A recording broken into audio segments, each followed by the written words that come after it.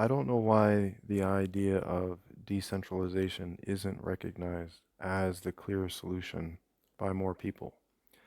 On the positive side, though, there is a gentleman by the name of Michael Rechtenwald who is currently running for president of the United States under the Libertarian Party. He's not running with the intention of gaining that position of power, but rather of spreading the libertarian message, or more specifically, the message of decentralization and the non aggression principle. And he's exceptional among the other candidates of that party and, of course, the mainstream parties for his, you could say, radical emphasis on decentralization and the non aggression principle. So I recommend watching, several interviews by him and talks by him so you can hear some intelligent perspective on how we can take society in the right direction rather than continuing the theater show of mainstream politics, which doesn't actually change anything. It's just this back and forth. You know, you have a choice between completely horrible and really bad. And so they get you to think, well, if I choose the guy who's just really bad, that's certainly better than the super horrible. And so, hooray, we've won. We've made. I don't know what the name of this particular strategy is, if it's already been named, but it's definitely an old one used by rulers. I heard a story of how this was done many decades ago in a factory of some kind, and the workers at the factory were unhappy about the working conditions and or their salary, and so what the boss of the factory did was he started blasting really disturbing music during the workday, and the workers didn't like it, and they protested, and he said, "Nope, sorry," and so he let it continue on for a little bit, but then they protested some more, and you know, really got together and fought against it, and so he conceded, and he turned off the super disturbing music, and so they thought, hooray, we've had our victory, but all that happened was they just got back to normal. So um, it's a deceptive strategy to give people like a false sense of victory. That's exactly what you get with the left and right, Democrat, Republican, and Green Party included, since they're uh, socialist as well. All political parties really are just different forms of socialism. Republicans would disagree with that, but their actions indicate otherwise. The only person really, again, on the presidential level, talking about real principled social justice is Michael Rectenwald. That's Rectenwald. I wanted to just give a few everyday examples of how decentralization is the answer. Rechtenwald is talking about bigger political issues, and I talk about those as well. But here I just want to talk about things that you're going to experience or may experience in your everyday life, right? That point to the problem of centralization, right? If decentralization is the answer, well, then the problem is centralization. And what is the agenda of these, so-called elites of this basically, communist satanic ruling class? They want to centralize power more and more, right? So the answer is the complete opposite. It's decentralization. So one of the proposed, I guess, so-called solutions of theirs, or maybe if there's a more severe monetary crisis, they'll label it as such, is the idea of a central bank digital currency, right? But of course, this just means that the monetary system is completely centralized, right? There's no cash anymore. Everything is tracked. Everything is controlled by some centralized authority. They can, you know, deduct from your account or just close your account altogether if you're not a so-called good citizen. It'll be basically like what's going on in China, where they have a social credit score. Of course, if you have anything negative to say about the government, your social credit score goes way down, and they limit those folks in China that do have a mind of their own and do speak some truth and morality. They can't. I believe I heard a report like they get travel restrictions, right? So if they try to use their digital currency to travel somewhere, it'll deny them of that, right? So centralized control of money, a terrible idea because, and this is the same reason for all of these uh, schemes of centralization, the people at the top who the power is being consolidated to, the center of the centralization, are not good people. They're basically narcissists of the worst kind, and they like to abusively control large populations of people. So giving them more power over our lives is not going to be a good thing. CBDC, the central bank digital currency, is one example of that.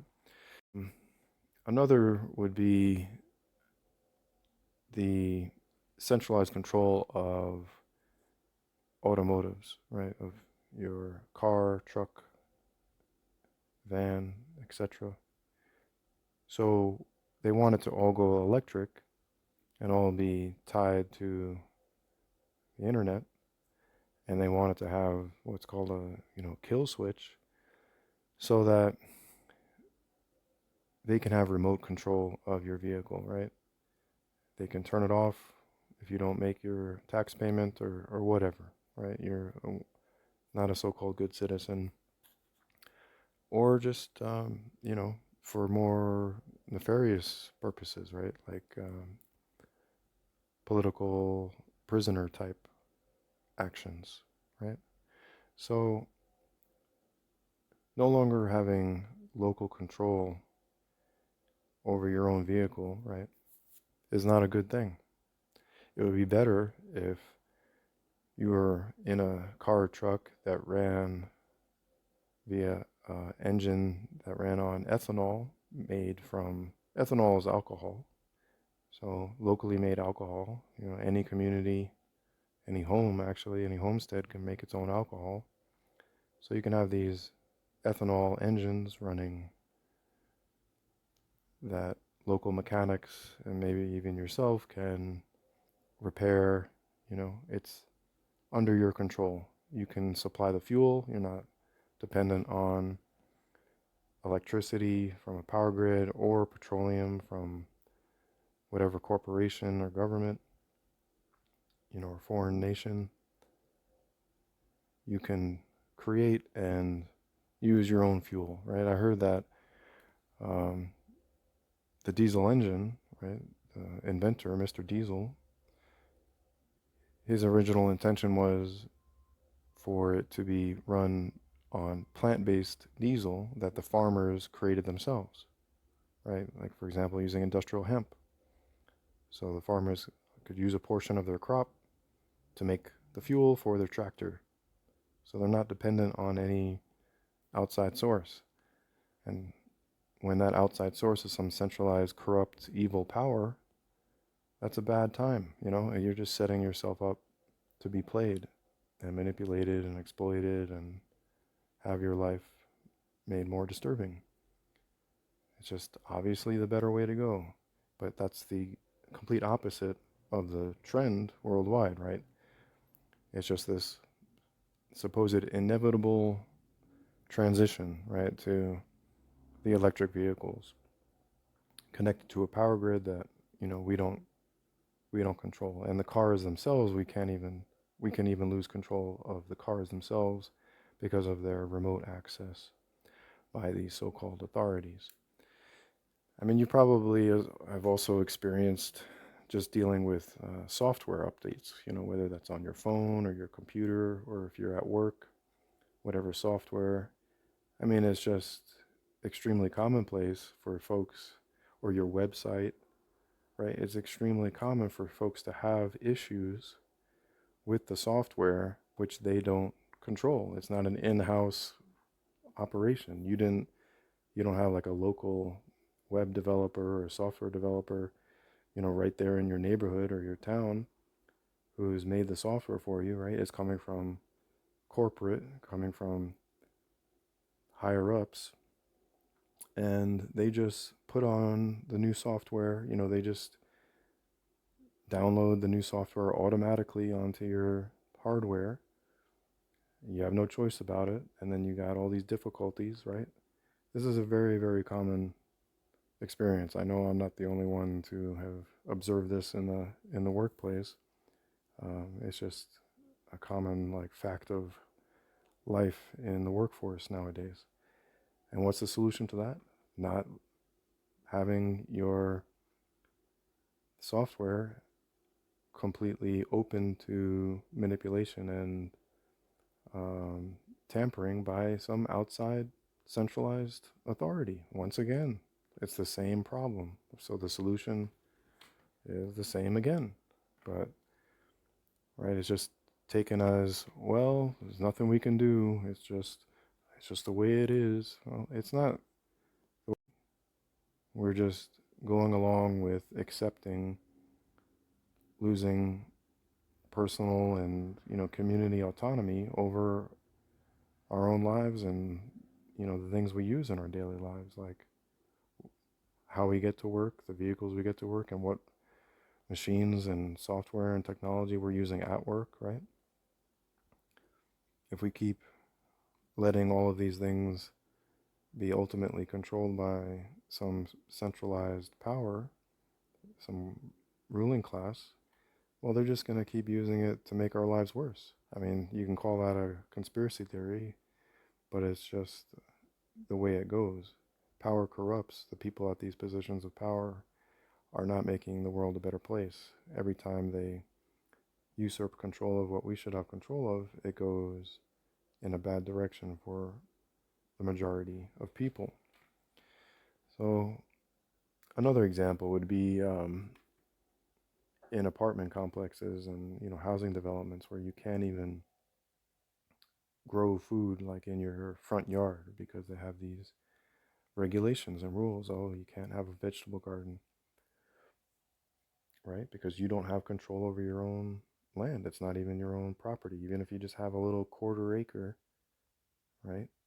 A quarter acre yard, there you got people from the outside telling you, not only can you not grow vegetables, but if you let the grass grow a little bit and let some wildflowers grow, you'll get a letter from the city council telling you, your grass is too high and you gotta cut it and just be a good neighbor like all the rest and spray toxic chemicals to keep all of those so-called weeds down, and prevent any of those beautiful wildflowers, and dandelions, which are actually a nutritious herb, a nutritious leaf to eat. Destroy that, add more cancer-causing chemicals, and then you're a good neighbor. Then thank you very much. It's just insanity, and the insanity for the most part is coming from the top of the pyramid down the chain of command. And so this is just a theme you can observe over and over and over again. It's clear as day in all of these different facets of our lives. These updates and industry protocols. Another example would be on street crossings, like in a city or town that has crosswalks with the electronic street crossings. When it shows you when it's okay to walk across the street and when to stop, for the pedestrians. it's become a worldwide global standard now for them to emit a loud beeping noise, 24 hours a day, 7 days a week. And this is said, to be, for the sake of, the handicap, even though they were able to, locate the corner, you know, previously, and, they would oftentimes have braille readings on the button. It wasn't like this was a major problem, and yet they made it out to be, to offer us the so-called solution to add yet more noise pollution to the already crazy cacophony of noise that we're exposed to in, any major town or city. And if you go to your like local uh, whatever city council and ask them, well, what's up with these loud beeping sounds, like this is destroying quality of life in our neighborhood, they'll tell you, well, it's just, it's the new protocol. So what does that mean? Oh, it means that it came from the top down, right? Where did this new industry protocol come from, right? It wasn't decided locally by your community, right? It was top down idea that is imposed on everyone that makes everyone's life experience worse. So those are just a few of really countless examples of how centralization makes our lives worse, and decentralization would be the better way to go. Decentralization is really synonymous with freedom and social harmony, and centralization coincides with slavery of one degree or another, and a more disturbing world. So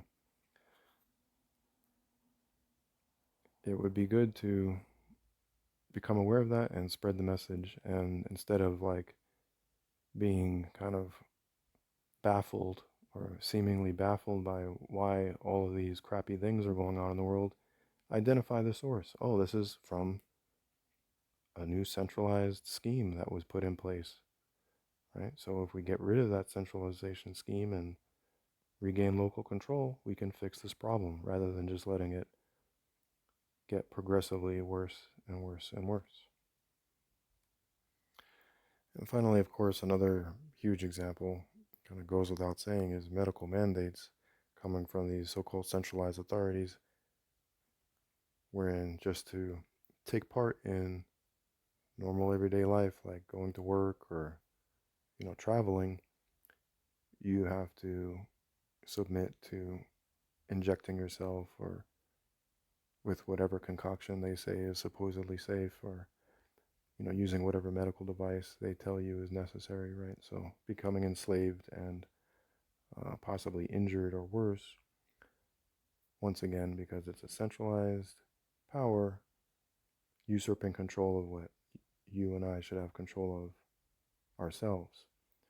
Not complicated. I hope I helped make it more clear. All right, thank you for listening.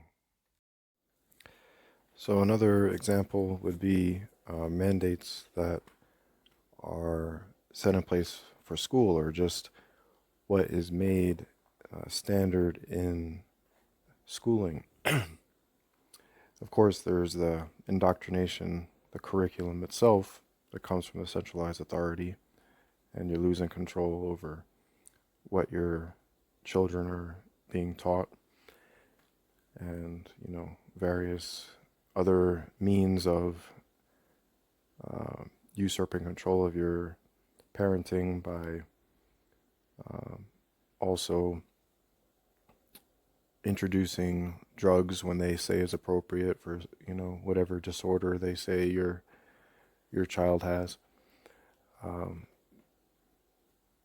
and even pushing gender dysphoria and encouraging that among the children. So losing control of your own children and the ends, this ends up being very destructive once again.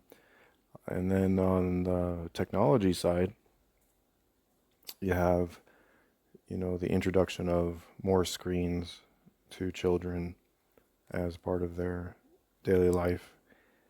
And then the school buildings itself now being all Wi-Fi, full of Wi-Fi radiation, right? Electromagnetic frequency pollution. And so children are being bombarded by all of this EMF um, pollution for hours at a time, on top of the psychological toxicity of what they're being taught, you know. And what's the solution to this? Well, once again, decentralization. Take your child out of this state-run school, right? This central authority-run school, and homeschool. Start a, local neighborhood community homeschool group, or just, you know, teach your teach your children yourself, right? And you don't have to. Obviously, then you can cease the toxic exposure that they were um, faced with in the centralized power structure school, right? It's very straightforward. It's just another huge, huge example. So many parents are frustrated, and um, the ones that are more aware are frustrated. But it's the same problem. It's because you don't have control. Even, your local community doesn't, right? They're taking these orders from the top of the chain of command. So recognize the pattern, right? It's always the same. It's always coming from the top of the pyramid, from the top of the chain of command, right? I say pyramid because as you go up the chain of command,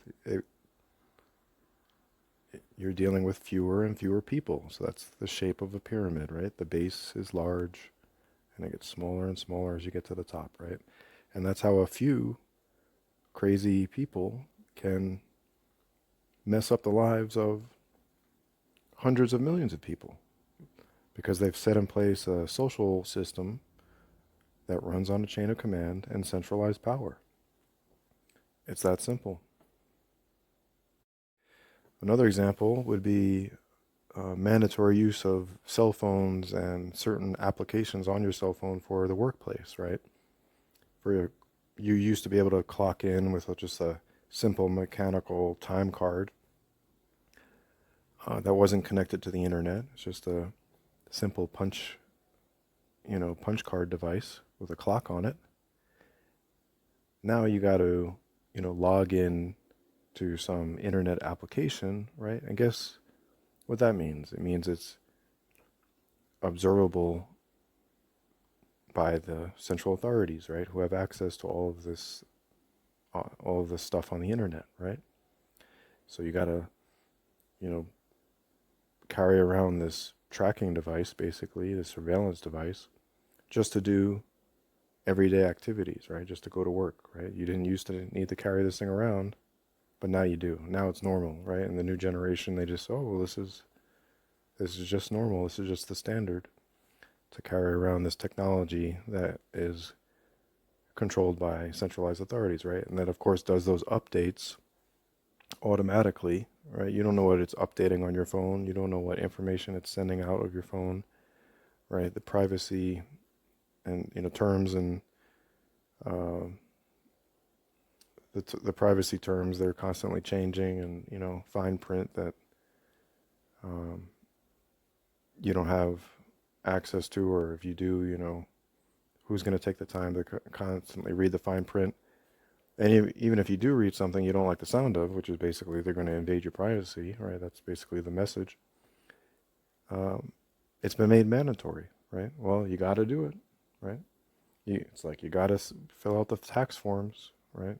You got to let them take the income tax, right? The 16th Amendment was passed in 1913, an idea taken straight out of the Communist Manifesto, right? And that's what all this ultimately is communist, is state control, or you could just say centralized power control of the daily lives of the majority of people and their children, right? Controlling your medical choices, controlling your everyday work life, even how you move about, how you communicate, everything they got their hands in, right? Everything, they have you in a position of dependency, and through that dependency, they then can manipulate and exploit you and abuse you, right? It's a classic narcissistic abusive relationship, just done on a very large scale, right? Abusive narcissists, what they do is make the person that they're victimizing dependent on them, right? So that's what all centralization depends on, is your dependency on that centralized system, right? So the way forward is ending that dependency and ending the decentralization so we can stop being abused and exploited and oppressed. For, when I say abuse, for example, like through invasion of privacy being one example, an act of aggression, all these disturbances, all this toxicity, mental and physical, that we're mandated to add to our lives, add to our daily lives, right? It's just clearly a toxic relationship, and it's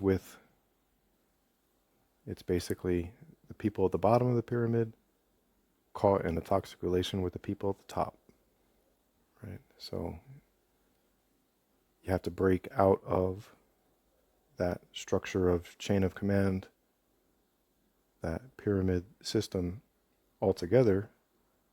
And to sum up what that is in a single word, it's decentralization. All right. Thank you for listening.